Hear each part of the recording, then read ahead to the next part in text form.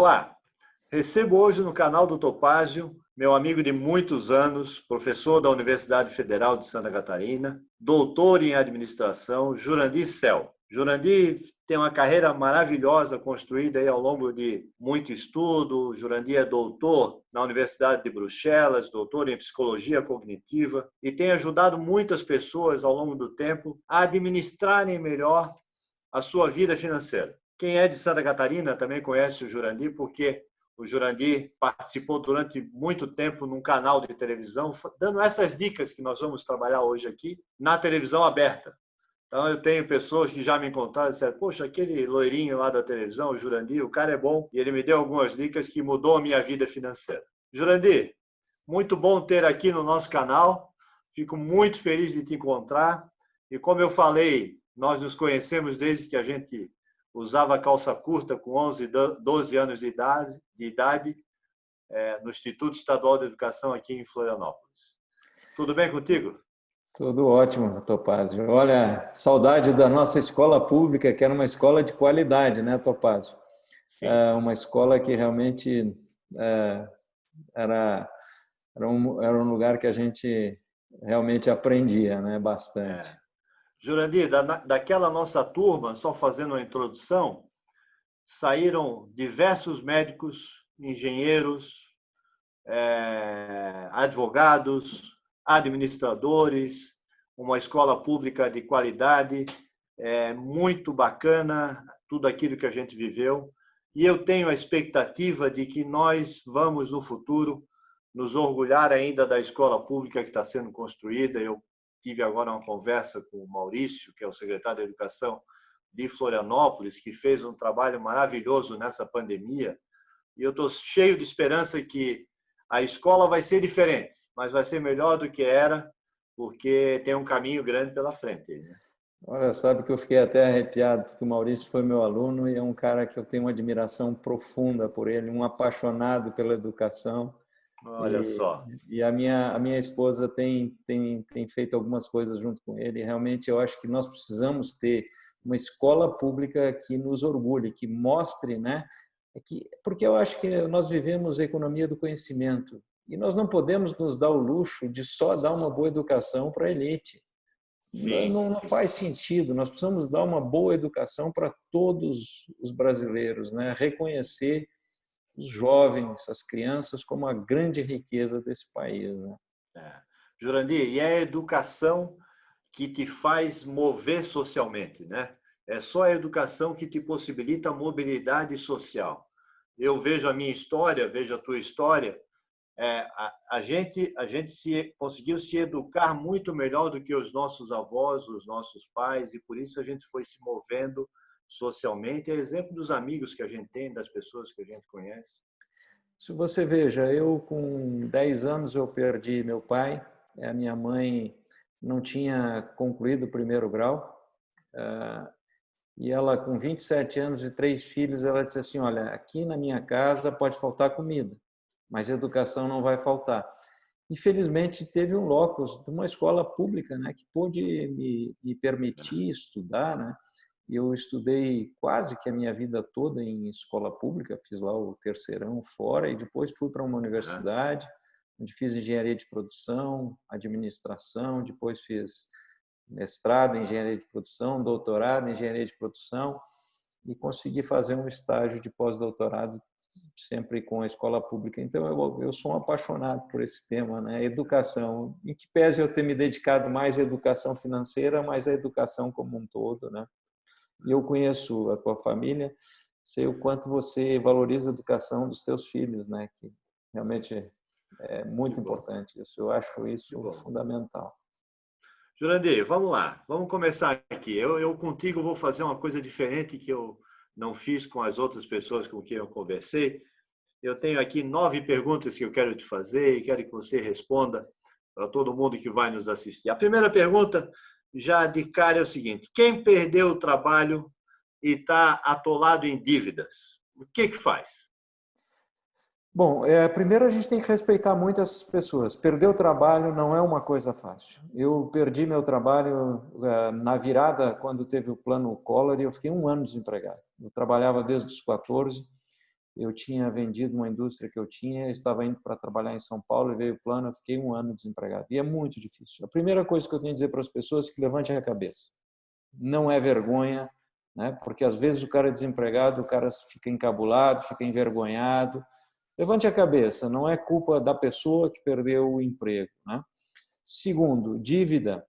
Nesse momento, precisa renegociar, precisa conversar com as pessoas, precisa priorizar aquelas coisas que são absolutamente fundamentais. E uma coisa importante, eu acho que nós precisamos de algumas coisas. Primeiro, o governo. Eu acho que a gente caminha de forma muito célere para o imposto de renda negativa, né, ou renda mínima. Isso é uma das coisas muito importantes, né? E eu acho que para quem não perdeu, para quem tem, eu acho que é o momento de você olhar para o lado, de você ter empatia, né? E acho muito importante também que a gente respeite a economia local, os empresários locais, os pequenos empresários, a gente fazer um esforço para isso, né? Quem não perdeu, que continue consumindo, né? Não é um momento de você ficar apavorado. E essas pessoas, então, precisam planilhar, tentar olhar a sua situação, reduzir o consumo ao mínimo essencial, né? Certo? Agora, o que acontece? Infelizmente, a crise pegou muitas pessoas sem reservas. Eram pessoas que acabavam gastando muito, né? Não faziam aquilo que o tanto falava, tem que ter uma reserva de imprevistos, né? Isso é importante. Então, eu acho que as pessoas precisam ter cabeça erguida, não é? Precisa ter solidariedade das pessoas, isso é fundamental, né? Muito importante. Agora, mesmo sem reserva, Jurandir, dá para a gente pensar em começar a planejar agora para o futuro, mesmo que eu não tenha nenhuma reserva financeira? Olha, para quem se mantém empregado, para quem tem, eu acho que é o momento de fazer uma reserva, é fundamental. Eu digo que a reserva é como uma caixa d'água da nossa residência. Se você não tem uma caixa d'água, qualquer falta de água, você vai sofrer. Então, a reserva de imprevistos é extremamente importante. Você guardar, se você tentar viver um degrau acima do que tu ganha, você vai se complicar. Não é você viver muito abaixo daquilo que você ganha, você viver um pouquinho abaixo do que você ganha. E você conseguir ter reserva, ter equilíbrio, né? Evitar sempre aquilo que eu chamo de consumo para você obter status social. Você precisa abrir a mão desse consumo, né? Você tentar parecer ser uma pessoa diferente de quem você é pelo consumo. Então, eu acho muito importante as pessoas se planejarem, entender que eu não consigo gastar mais do que eu ganho por muito tempo, porque o crédito é limitado. E se o juro ativo hoje está baixo no Brasil, eu invisto, ganho muito pouco, se eu tomar emprestado, o custo ainda é muito elevado. Então, as pessoas precisam tomar esse cuidado. Que bacana. Agora, muita gente em casa, muita gente aí respeitando o isolamento social. É momento de a gente se preparar, de estudar, de se capacitar. E dá para fazer isso sem muito investimento, Jurandir? Olha, uma coisa impressionante, Topázio, é o que tem de educação gratuita. Você entra aí, eu até era um cara que não tinha redes sociais, aí com a pandemia acabei olhando para isso, né? E é impressionante o que você tem, a educação, que não é aquela educação que você tem que entrar, sentar no banco escolar e aprender tudo. Você aprende quase o que você quer na internet. Você consegue aprender programação, você consegue fazer curso de atendimento, não é? Nós, com os MOOCs, né, os cursos abertos que você tem aí no YouTube e nas várias plataformas. Então, eu acho que se tornou muito simples de a pessoa que quer aprender, né? O que eu posso fazer, o que eu posso fazer para me requalificar, né? Eu acho isso muito importante. Tem muita coisa boa, né? Para os jovens que dominam aí o inglês, né? Que é uma coisa importante, né? Tem muitos cursos de excelente qualidade em universidades fora do Brasil, né? Para quem não tem isso, talvez até tem cursos de língua, né? Você tem muita coisa para aprender, então é a hora de se qualificar, né? De a pessoa se qualificar. Não, bacana. Eu tenho dito em outras oportunidades que vontade, preparação e oportunidade é o que nos ajudam a crescer na vida. Agora, não adianta aparecer oportunidade se eu não estou preparado, né, Juliano? Então, ter essa vontade de buscar pelos diferentes canais, isso ajuda muito, né? Meu avô dizia, né? Às vezes o cavalo encilhado passa na frente, mas a gente tem que estar pronto para montar, né? Porque se Para você pular, não né? Para está, pular nele. deve pular em cima. E às vezes tem que pular com ele em pelo mesmo, né? E É. a gente E tem não deixar que passar. não deixar passar, né? A gente tem que aproveitar, né? E esse momento, eu É. acho que é um momento que vai marcar uma diferença, né? Infelizmente, eu sou professor da Universidade Federal de Santa Catarina, tenho muito orgulho de ser professor lá, eu realmente, mas é vergonhosa a situação que nós estamos lá, todo esse tempo sem aula, né? E com estudantes não querendo aula, né? É uma barbaridade, né? Uma situação inexplicável com todas as tecnologias, mas mesmo assim, mesmo para os estudantes que querem, hoje tem muitas coisas abertas aí, as pessoas estão ensinando, então tem que aproveitar. Jurandir, agora eu acho que você falou em solidariedade ainda há pouco e acho que essa pandemia tem trazido à tona pessoas com espírito público, e não necessariamente pessoas que trabalham no serviço público, mas pessoas que têm espírito público, que têm espírito de trabalhar a coletividade, de trabalhar as coisas do comum, né? E eu vi já que em outros momentos você já falou que muitas vezes um dos problemas é que há uma divergência de objetivos entre trabalhadores e empregadores. Nem sempre o trabalhador entende o lado do empregador e isso também acontece na outra mão.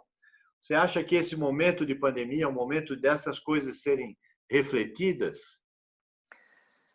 Olha, na história do Brasil, nós viemos lá do corporativismo português, né? E o corporativismo nada mais era do que você acreditar que as pessoas eram como um corpo humano, né? Tinha lá um cérebro que era o reinado, etc. E a pior classificação que existia eram os empresários, né? Uhum. Infelizmente, até hoje ainda, muita gente olha para os empresários como se eles fossem pessoas aproveitadoras, etc. Principalmente a nossa justiça, que eu acho que é terrível, né?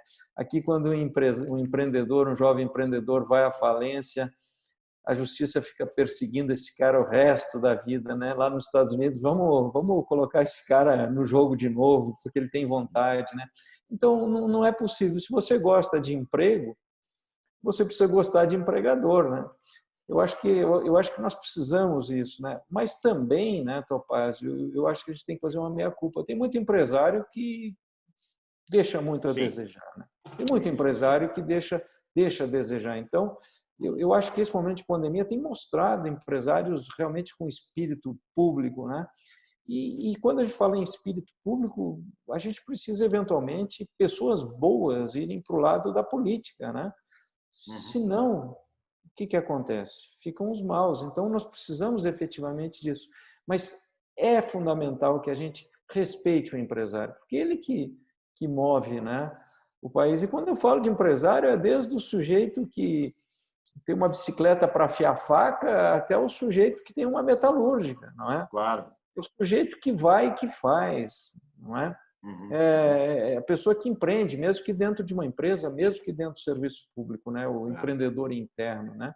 É o Uhum. sujeito que quer, que tem vontade de fazer, que tem De vontade de realizar, né? modificar, de realizar Vontade de isso. Eu realizar. acho que isso é É. fundamental. Agora, Jurandir, tem muita gente sem rumo hoje, né? É o que tu falou. Primeira coisa que a gente tem que fazer com alguém que perdeu o emprego é respeitar essa pessoa, porque ela está passando por um momento bastante difícil na vida dela. É um momento onde você perde um pouco o rumo das coisas. Que conselho você daria para uma pessoa que está nesse momento, nessa situação? Nessa situação, primeiro que ela se exponha. Eu acho que é fundamental você mostrar para as pessoas, olha, eu estou no mercado, eu perdi o emprego. Muitas vezes você vai ter que aceitar um downgrade, você trabalhar em algo mais simples, não é? E tentar entender, será que eu perdi o emprego simplesmente por culpa da pandemia ou será que eu não estava efetivamente me preparando? Será que eu estava me dedicando como eu Aham. podia? Porque se eu simplesmente culpo o outro, é a coisa mais fácil, né? Eu tenho dificuldade financeira por culpa do patrão que paga pouco, do É. governo que cobra muito. Mas aí, quando eu coloco a culpa no outro, eu não mudo. Então, eu É. acho que a pessoa precisa fazer essa análise profunda e tentar entender o que vai mudar. Porque as pessoas só pagam para outra pessoa, seja para um empregado, seja para um empresário se você resolve o problema de outra pessoa. Não é? Exato, se eu não resolvo o problema de alguém, o cara não assina, não passa o dinheiro para mim. Então, ver o que eu posso, né, nesse momento, quem que está precisando de alguma coisa, não é? Poxa, eu era, sei lá, eu perdi meu emprego. Será que eu não posso ser tutora de uma mãe que está trabalhando e que tem os filhos que não estão conseguindo fazer isso, né? O que eu posso fazer? E uma coisa fundamental, né? Trabalho jamais é vergonha. Limpar a casa, você, né? Sabe, trabalhe. Eu acho que é fundamental trabalhar. Né? E tem uma máxima, né, Jurandir? É muito mais fácil você mudar de emprego quando você está empregado, né?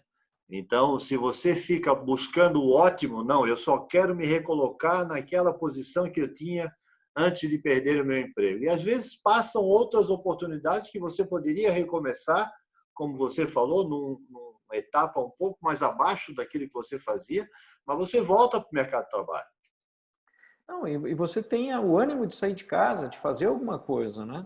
Acho que é importante isso, você olhar, né?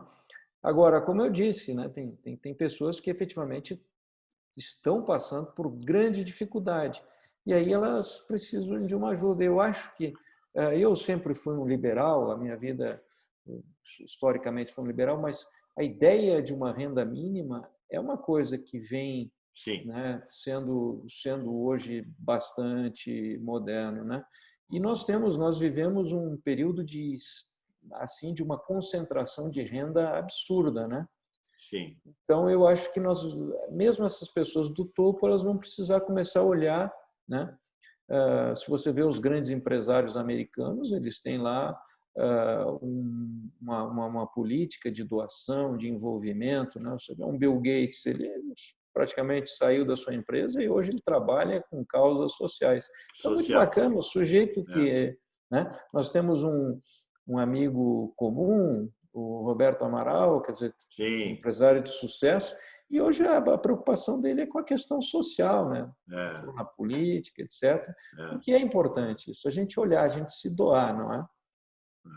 Jurandir, nós temos a mesma idade, 58, e planos para o futuro, e mais que planos para o futuro, se você pudesse me contar alguma história inspiradora, nesse momento é importante, de alguém que você conheceu na vida, que virou o jogo, porque as pessoas hoje estão buscando isso, né? Inspiração em pessoas que passaram por momentos difíceis e conseguiram virar o jogo na sua vida. Olha, é meio clichê, mas eu pegaria talvez a história da minha mãe, né? Com 27 anos, ela fica viúva, né? Ganhando 2 salários mínimos, né, de pensão, nunca tinha assinado um cheque, nunca conhecia nada, morando em Lages, e ela resolve estudar. E eu lembro dela colocando os pés dentro de uma bacia com água para não dormir, para ela estudar, fazer o supletivo de 1º grau, 2º grau, fez faculdade, né? E aos 70 anos ela foi obrigada a se aposentar do serviço público, ela depois fez concurso, né? E ela saiu chorando de lá porque não queria parar. E hoje, com 75 anos, ela ainda costura, faz patchwork, etc. Né? Então, eu acho que realmente... Mas eu conheço tantas histórias inspiradoras, né? Tantas histórias inspiradoras. Você mesmo uma história inspiradora, né? Um menino simples. Agora, você sempre foi um cara diferenciado, né, Topázio? Você sempre teve um carisma fora de série, né? Sempre um cara apaziguador, né? Você é muito meu amigo. Eu não vou considerar esse seu comentário porque tu é muito meu amigo. Agora, eu estava me dando conta que quando você veio para Florianópolis, nós estudamos na 5ª série do antigo ginásio, nós estávamos ali com 10, 11 anos, então o seu pai tinha recém-falecido. Você estava vindo de Lages para Florianópolis, então, naquela época? Na verdade, a 5ª eu não fiz, eu fiz a 6ª série, né? 6ª série. 6ª série, né? Era justamente ali, nós chegamos, morávamos num apartamento que não cabia nossas camas, e tão pequeno que era ali na Chácara de Espanha, né? Olha que coisa. E aí foi isso, né? E muito cedo comecei a trabalhar, já com 14 anos eu era auxiliar de corretor, né? Então, e tantas pessoas daquela nossa turma, né? Não éramos da elite, nunca fomos, né? Da elite da época de Florianópolis, né? Então, acho que cada um daquelas pessoas que estudavam lá, né? Teria uma grande, né? Uma história para contar. É uma história. Então, história inspiradora tem tantas, né? Eu acho que, nossa, é muita gente. Que bom. Jurandir, para nós fecharmos, tem gente que acha que dinheiro traz felicidade. Dinheiro traz felicidade? Bom, esse é um dos campos que eu sou absolutamente apaixonado, né? As pesquisas entre... Primeiro, quando a gente fala em felicidade, todas as pesquisas, elas tratam de happiness, né? E quando você traduz happiness, isso não tem outra tradução que não seja felicidade, mas um anglo-saxão, ele sempre entende satisfação com a vida, né? Então, será que dinheiro traz satisfação com a vida? E aí as pesquisas indicam que existem 4 fatores que contribuem muito para a nossa felicidade, né? Prazer, o pertencer, o propósito e o sentido, né? Então, prazer, o dinheiro é muito poderoso para nos dar prazer. Desde que você saiba que te dá prazer, o dinheiro é poderoso, né? Pertencer, amar e ser amado, né? Aqui o dinheiro tem poder, porque você conseguir efetivamente dar uma certa segurança, né? Só que quando a gente pensa em amar e ser amado, a gente pensa muito no amor carnal, mas existe também o amor social, né? E aí muitas pessoas tentam ter amor social pelo consumo. Quando eu gasto R$1 para ter prazer, geralmente meu retorno é muito superior a R$1. Quando eu gasto para pertencer, eu gasto R$1, mas eu tenho 30 centavos, 20 centavos de retorno, né? Propósito é aquilo que faz a gente acordar cedo com tesão de viver, né? Propósito é você sentir que a tua vida contribui para a vida dos outros, né? Se você põe um cidadão carregando pedra, você pergunta, por que você está fazendo isso? Estou construindo a mais bela igreja, estou construindo um hospital, estou construindo uma escola. Carregar pedra pode encher de propósito, né? Sim. Certo? Agora, se você colocar o sujeito carregando pedra de um lado para o outro, isso é tortura, né? Então, aquelas pessoas que têm propósito são aquelas pessoas que têm vontade de viver, sabe? Que têm gana de viver, que querem que a nossa vida ajude com a vida dos outros, né? Então, aqui o dinheiro é só marginal, você só aceita fazer um trabalho que não te gera propósito se você não tiver outra alternativa, né? E o sentido da vida, esse não tem dinheiro, não. Então, o que as pesquisas mostram que quando você ganha até uma renda aí de cerca de $15.000 ano, a correlação entre dinheiro e felicidade é muito forte. Ou seja, se você pegar 1.000 pessoas que ganham $3.000 ano e 1.000 pessoas que ganham 10, você deve ter mais pessoas felizes no segundo grupo, satisfeitas com a vida, um pouco mais satisfeitas. Agora, todas as pesquisas indicam que existe um limite. Entre 40 e 70 mil dólares, você ganhar mais ou menos, se você pegar 10 mil pessoas que ganham 50 mil dólares e 10 mil pessoas que ganham 500 mil dólares, você vai encontrar o mesmo grau de satisfação com as pessoas, né? Agora, a gente tem que entender também que a felicidade plena, ela é um objetivo inalcançável, né? Porque nós temos limitantes à felicidade, né? O primeiro limitante para a felicidade é que estar vivo significa caminhar para a morte. Só está vivo quem caminha para a morte. Portanto, essa é uma angústia para todos nós, né? O segundo é o princípio do prazer e do desprazer. A natureza faz com que a gente tenha prazer para aquelas coisas que ela quer que a gente faça, né? E desprazer para aquelas coisas que ela não quer que a gente, né? Que a gente faça. Então, o desprazer é fundamental para a nossa vida. Aqui a outra questão é a ideia do princípio da possibilidade. Eu não consigo fazer tudo que eu quero, né? São vários limitadores, né? Certo? Nem sempre eu vou conseguir ter os relacionamentos que eu quero, nem sempre eu vou fazer tudo aquilo que eu quero. Existem as limitações, né? Por mais que você tenha, né? E o quarto fator são os outros. Nós somos animais sociáveis, né? Mas os outros frequentemente nos incomodam. Portanto, esperar a felicidade plena é uma ilusão, né? Então, o que a gente pode é usar bem o dinheiro para aumentar a nossa satisfação com a vida. E como fazer isso? gastando com o nosso prazer e evitando gastar para pertencer, para amar e ser amado, né? E principalmente, né, tendo propósito na vida. Propósito é fundamental, né? Poxa, Jurandir, olha, eu acho que a gente encerrou muito bem essa nossa conversa.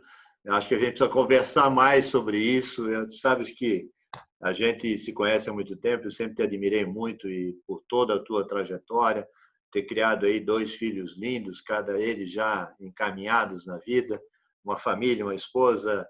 E eu acho que essa questão do propósito é um bom tema para a gente fechar essa conversa. Eu acho que nós estamos passando um momento onde o propósito, o porquê fazer, o porquê viver, o porquê ajudar e trabalhar, ele é fundamental na nossa vida, sempre foi, mas é fundamental hoje. Só para falar uma coisa, lá na empresa que eu fundei e dirigi, nós temos um propósito desde sempre, que é fazer a diferença na vida das pessoas.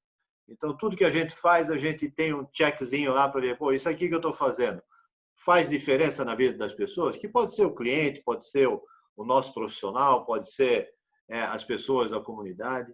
Propósito, efetivamente, é o que faz a diferença na nossa vida. Muito obrigado por ter te tirado aí do teu trabalho. Você está longe de Florianópolis hoje, mas foi muito prazeroso ter essa conversa contigo.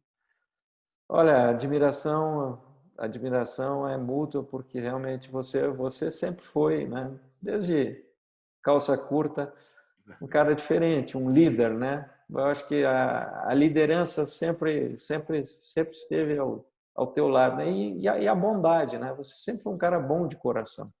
Eu acho que isso sempre foi meu protetor lá quando eu cheguei, muito jeca aqui do interior, né? Lá na Tá escola, certo. sempre foi uma pessoa que olhou para o outro, né? E desejo muito sucesso em tudo que você buscar. Você é um cara do bem. Jurandir, obrigado por tudo. Esse foi o papo com o Jurandir Cel, que eu conheço como Jurandir Cel Macedo Júnior, o meu amigo especialista em finanças pessoais, professor universitário, doutor e pós-doutor. Espero que você tenha gostado da nossa conversa. Inscreva-se aqui no canal, ative o sininho e deixe o seu comentário para a gente continuar fazendo bate-papos tão bom quanto esse que a gente fez hoje. Um abraço.